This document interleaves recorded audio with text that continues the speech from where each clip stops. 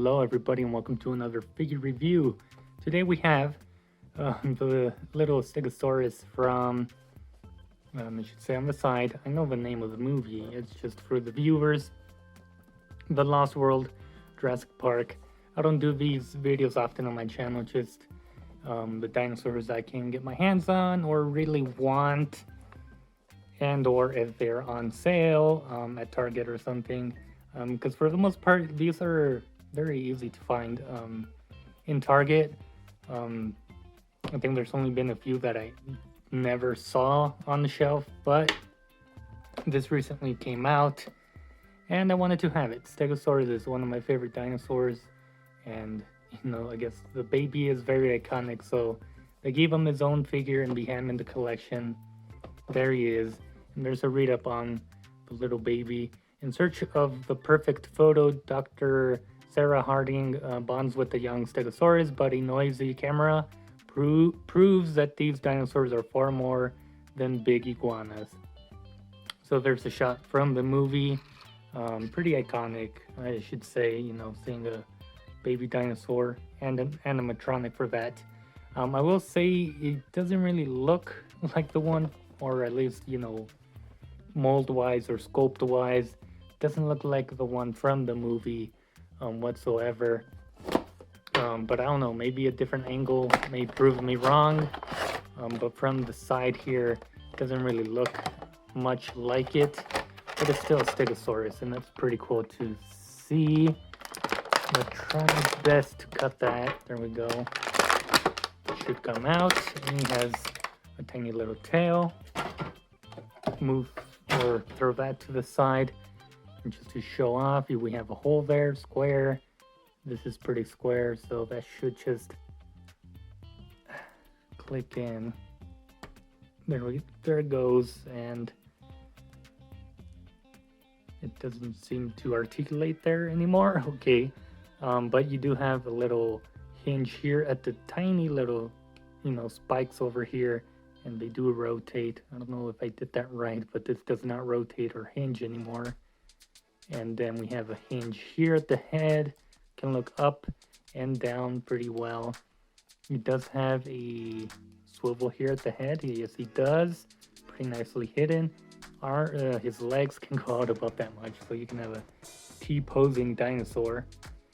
You have a single jointed kind of knee thing here, about that much bent and back, and then he does have the swivel there. He does have an articulated jaw, so you can see that. It looks very cute there. Man, I adore this thing already. He does have, the swivel here, and he does have those hip joints or ball joints, so you can slightly move them out. More on that side than this side, but they're there.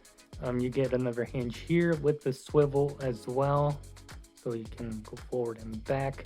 And then you do have a hinge at the main feet here, and it also swivels side to side. And that's all you get for articulation wise. Detail wise and paint wise, I don't think it necessarily matches the look in the movie. In the movie, we have some reference shots here in form of packaging. It gives, you could say, the side here, the sort of yellowish color there is kind of accurate.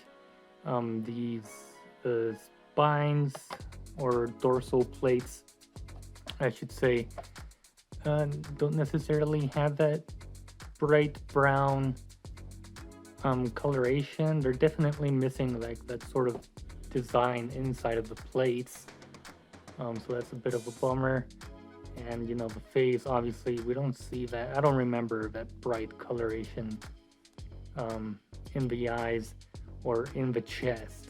He was pretty gray, but I don't know. Depends on the animatronic itself, how it was painted.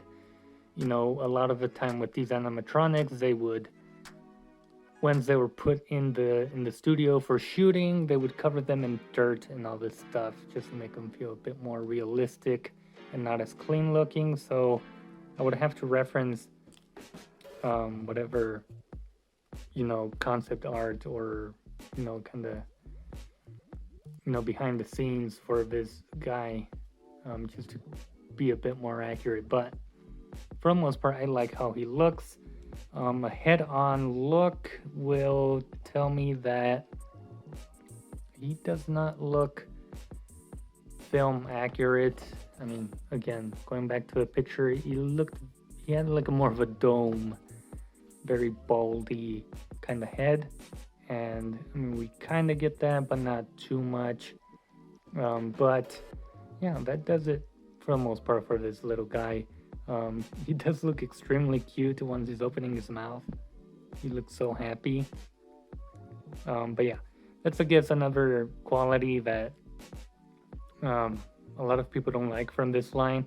They tend to go a bit more cartoony, in terms of looks and stuff, and I can certainly see that here. He looks a bit more cartoony than anything than, a real dinosaur would, which is a bit of a shame, but that's what Mattel has been delivering recently. But, I'm happy. It's a Stegosaurus. Can add it to the shelf. In terms of size, this is supposed to scale with 3/4 inch figures from the Hammond collection. I don't have any other kind of Jurassic Park figures here in this room, but we can see that, I mean, this is roughly 3/4 inch figure, an old one, so they're a bit more bulky. But yeah, I think that scales pretty well. Back to the reference picture, I can see how that scales pretty well, actually. So should scale well with 3/4 inch figures, and then this is a 6-inch figure here. So yeah, I mean, that works too in some aspects. So super tiny Stegosaurus, and then a more accurate, film accurate size with the 3/4 inch figure. So I like that, at least. The size is good for what they made here. With that being said, I think that will mostly do for this review. Again, I don't do these often. This is sort of my side quest, like I've called it many times in other videos. But yeah, I was roaming Target today and I found this guy, and yeah, I bought him. It's one of the ones I wanted, so lucky me. And yeah, I'm not entirely disappointed, but could have been done better in my opinion. That does it for this video. I hope you guys enjoyed, and I'll see you guys in a future video.